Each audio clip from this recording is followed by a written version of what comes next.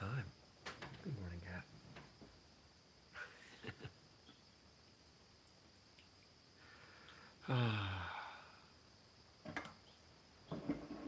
This is my... Oh, I'll wait. I'll tell you later. Oh, my back needs to crunch. Alright. I'm ready. 3, 2, 1. Good morning, everybody. Welcome. Today is Thursday, August 13th, 2020. My name's Jeremy, and this is my first cup of coffee.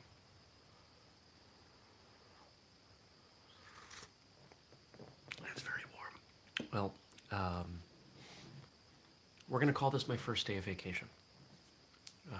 The first of 2, which combined with the weekend give me 4 days off. And already, I got an email from Julius overnight. There's issues with the podcast website, so I am unclear about the Thursday episode right now and what is going to happen. So once I'm done talking to you all, I'll go look into that.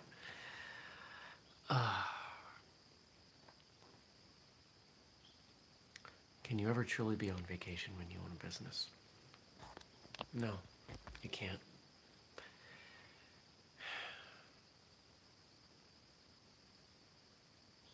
And that stresses me out. But the idea of working for other people stresses me out more. Speaking of working for myself, yesterday was a good day. You know, one of the things I'm really proud of myself about. Evening hit, and I wasn't looking at the clock going, man, I should have been coaching CrossFit. In fact, I haven't even looked at who they filled my slot with. I guess I don't care as much as I thought I would. And I'm not sure how I feel about not feeling about it, you know? Otherwise, it was a pretty productive day. Had some acupuncture. Did a bunch of client work. I have more or less packed. Probably 90% packed to leave. And was in communication with three clients that are onboarding. I'm really growing this consulting thing. It's kind of great. Just need to keep it going, and it solves the whistlekick problems. So if anybody out there knows somebody that I could help with business or marketing, let me know, because indirectly it helps you as someone who likes whistlekick. I keep putting money back into whistlekick to keep everything afloat. Oh, and I may have found, knock on wood, the right person to help get the program sales rolling. So I will not be working on any of that until Monday.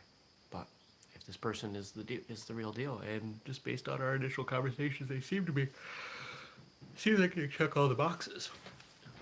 Knowledgeable, skilled, affordable. That's a big box. It's a really big box. Now I've got a surprise for you for tomorrow's episode. I am going to take the day off from doing a live first cut, but I have prepared an episode for you. I answered the request of a few people and put a video together of my land, the gardens. Trees and perennials and annuals, and just showed you all around. And at the end, I relate gardening back to martial arts in a way that I have not before. And it's about 15 minutes long. It'll be live tomorrow, 6:30 a.m. So for those of you that enjoy that routine, you'll still have it. I'm expecting I'm probably going to wake up at about 6:30, if not sooner, tomorrow. Which will bum me out a little bit, but hey, create a habit. What else is going on? I think I'm almost finished with season 2 of the Umbrella Academy. I've mentioned that before. If you haven't watched it, it's pretty good. House is more or less prepared for me to leave. I don't think I'm going to get there until late afternoon, early evening tonight. It's how long of a drive is it? 3.5 hours? 4 hours. And I have not been to the gym since Sunday, so I'm probably going to go work out. Because as stiff as I am, as unexercised as I am to get in the car for that long, is probably not going to be a good idea for me. And I like working out. So why not? What else can I tell you? What else is happening? Today's episode, when it goes up, is the rebroadcast of Whistlekick Live number 11. I've been trying to get those moved up a little bit in the schedule. Next Thursday's episode is recorded. I'm planning on recording one, probably while I drive. I used to do those a lot. You remember those? You remember those Thursday episodes? I used to record while I drove.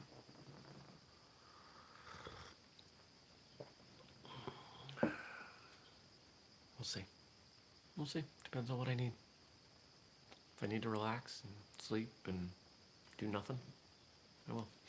I'm bringing my drone because I bought this thing, close to a year ago, and have used it once. Because it doesn't work well inside. I need a bigger space. And I've not brought it outside to use it because that doesn't feel fun to me. But it's got a camera on it, and I'm bringing all my camera gear. Which, most of the time, if I take a vacation, it somehow involves pictures. I like taking pictures. Last year was a lot of animals. This year, who knows? Maybe I'll get some good moose pictures. Because the place that I'm going is classic moose territory. I mean, this is the town that my mother and I vacationed in for 7-8 years in a row when I was a kid. It was the one vacation we would take. Staying in a slightly different spot, but I know where the moose are.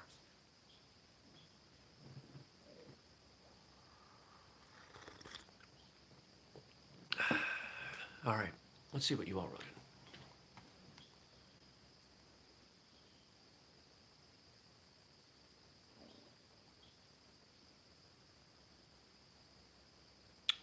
All right, looks like we've got 3 quotes from Frank. Thanks, Frank. Thanks for all you do.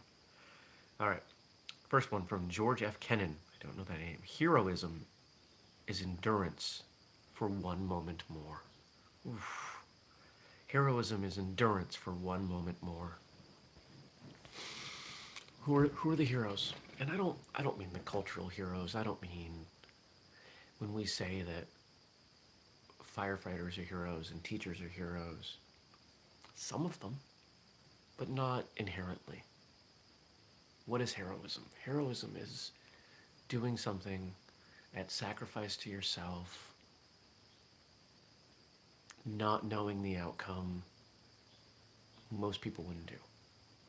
That's my top of the head definition.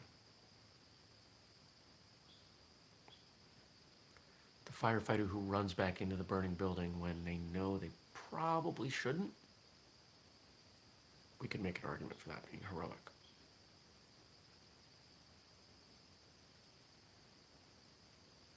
Most people are not heroic.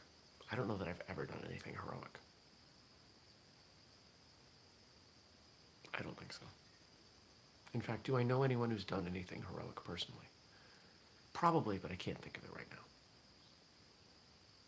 And if heroism is endurance for one moment more,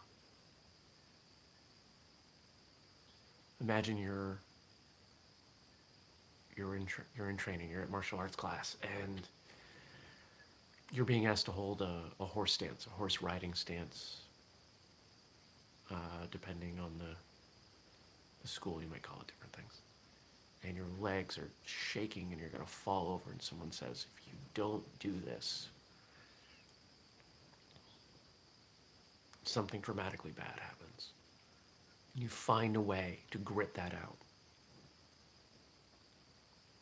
That's the kind of thing I think we're talking about with this quote. It's embodying that feeling that every fiber says, this is not possible, it's a terrible idea, and you find a way mentally to say, I don't care, I'm going to do it anyway because it is necessary.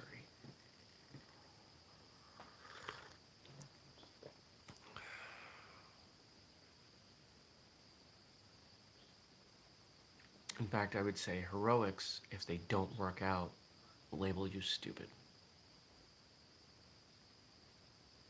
It's only because it works out that it was a good idea.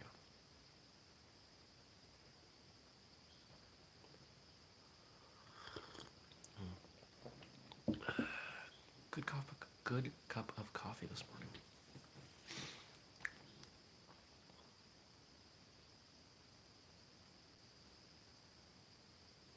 Next, here's a quote from someone you've heard of. Knowing is not enough, we must apply. Willing is not enough, we must do. Bruce Lee. Let's apply that to our training.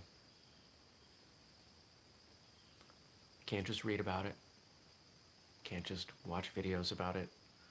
Can't just argue about it on social media. You've got to do it. You've got to understand it. You've got to try it.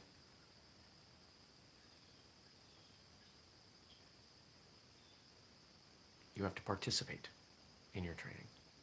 You can't just guess. You can't just assume that it would work out, that you would like it to work out this way, that you would be fine, etc.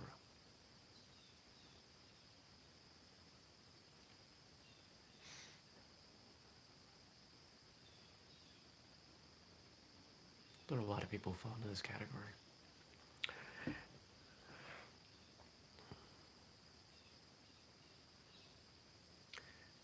There's a martial arts organization out there that produces a product, and I follow them on social media.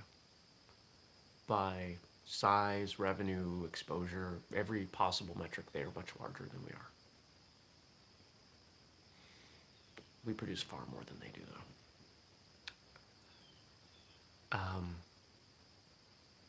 With fewer resources. No, you probably couldn't make an argument that theirs is better. But anyway,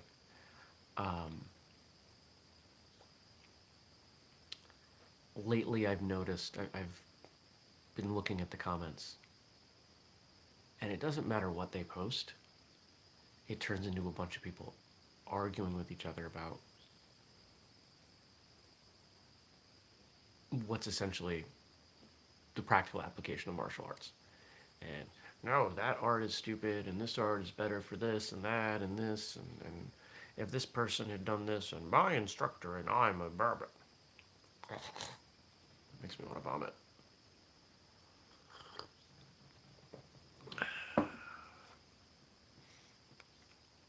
It's these people that are holding us back. It is individuals like this that hold us back from making martial arts the globally pervasive pursuit it deserves to be.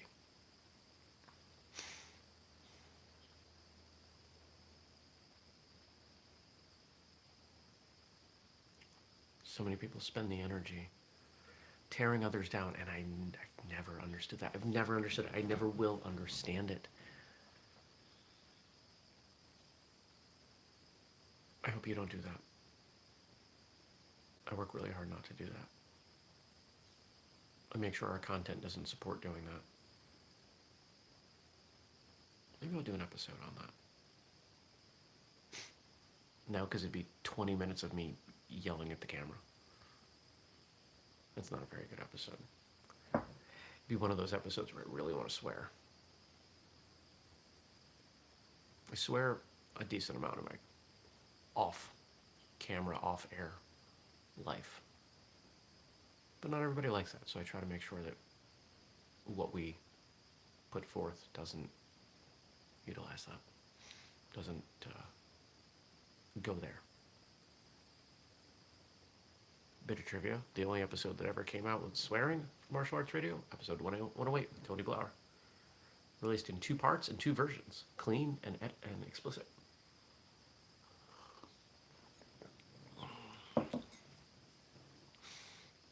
Yep, I've still got a lot of the episode numbers in my head, despite being, what are we at? I recorded 5:29 the other day.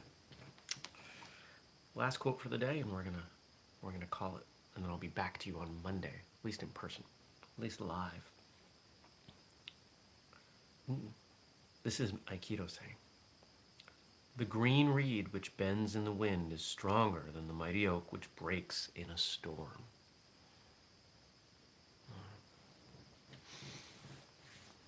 We think of strength as being rigid and immovable. But what is true strength? True strength is being able to adapt to the situation, being able to relent under a stronger force. I grew up in Maine, and there would be storms that would come through, and you would see times when a whole forest or a large area would have lots of branches down, lots of trees broken off. And the one species of tree we had that didn't break was birch. And if you know much about birch trees, they're very flexible, very fluid. They sway, they bend. I didn't show this on the video, but I have a birch tree out there where the top is just, it's bent over 180 degrees. Other trees don't do that.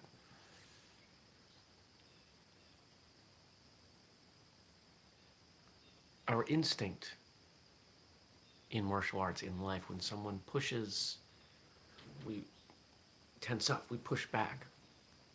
Force meets force. Who wins? The one with stronger force. What if that's not you? We often learn in martial arts that when that push comes, you relax, you turn, you take it, you bring your opponent or partner off balance. That's Aikido, using your opponent's force against them. So if we think of the reed, the green reed in the wind,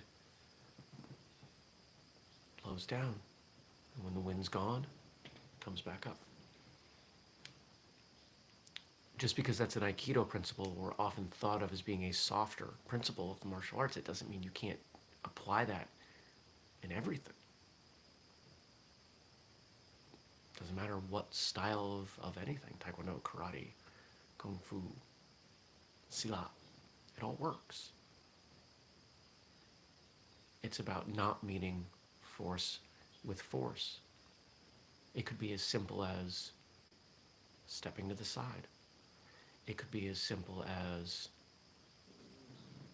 a parry, a redirect instead of a block.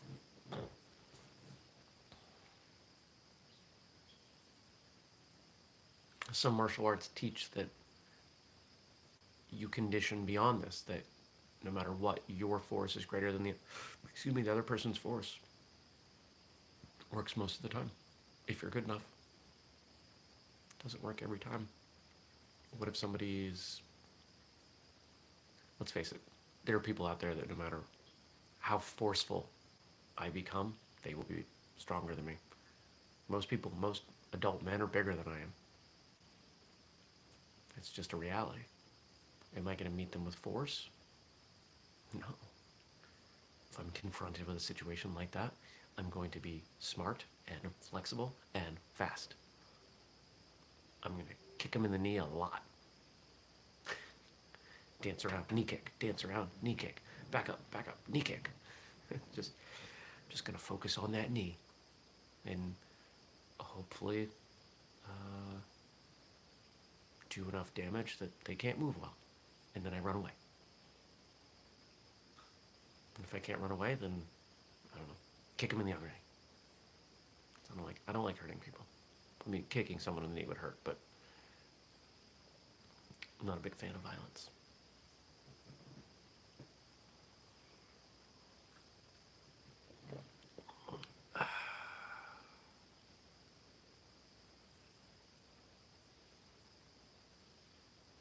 I think that's it.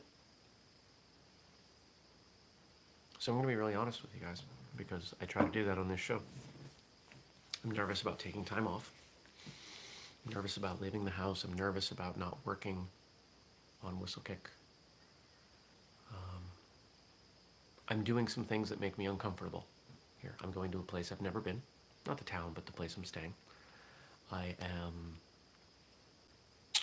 availing myself of someone's kindness. I'm staying in a friends, family's condo. People that I've not met own this place. That makes me uncomfortable. I'm not bringing food. There's a grocery store.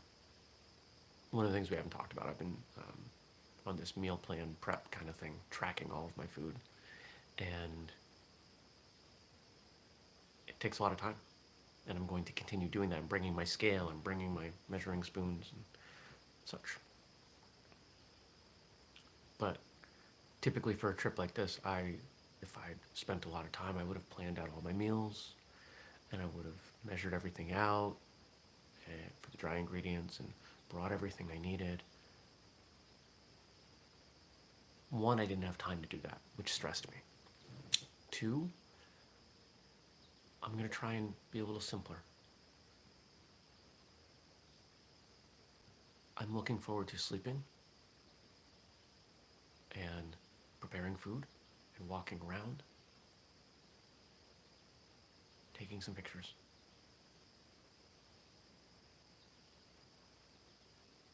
My life is really complicated and it's very busy. So I'm going to try to break it down to the simplest things I know. So instead of making food into something that is a chore, I'm just going to make it a time-consuming piece of what I do. I'm going to focus on the simplicity.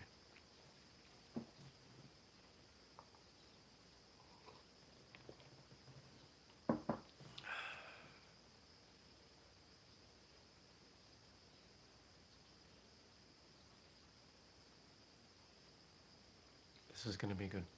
I need this. Thank you, John. John says, enjoy your time away. I will. Thank you all for listening, for watching, for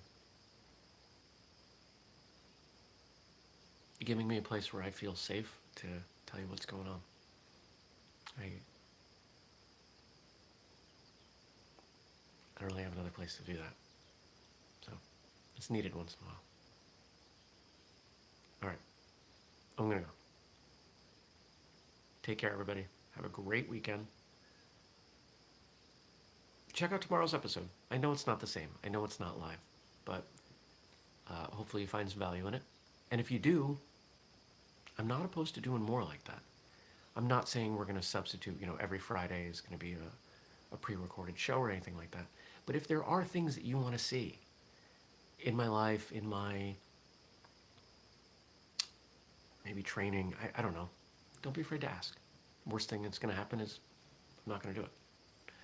If you want to support what we're doing here, share stuff, tell other people about it, follow the social media, Patreon, make a purchase at whistlekick.com. First got 15 to save 15%.